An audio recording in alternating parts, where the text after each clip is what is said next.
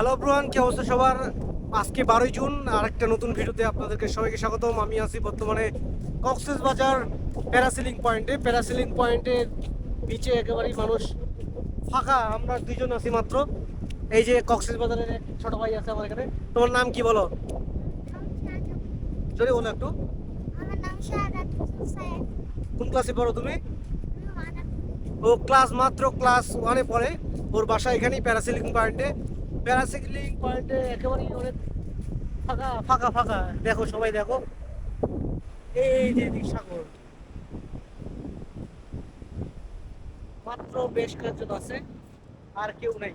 আমরা শুধু দুজন আছি। আর এই প্যারাসেলিং পয়েন্টের বিপরীতেই অনেক বড় পাহাড়। সেই পাহাড়ে কিন্তু একটা পার্কও আছে। তুমি পার্কে গেছো কখনো? পার্কে কি কি আছে? ঝর্ণা আছে? ঝর্ণা বলতে কি, নকল ঝর্ণা না আসল ঝর্ণা? আসল ঝর্ণা। আচ্ছা, সে বলতেছে পার্কের ভিতরে নাকি ঝর্ণাও আছে, আসল ঝর্ণা। ঝর্ণার পানিটা কোথা থেকে পড়ে? পাহাড় থেকে?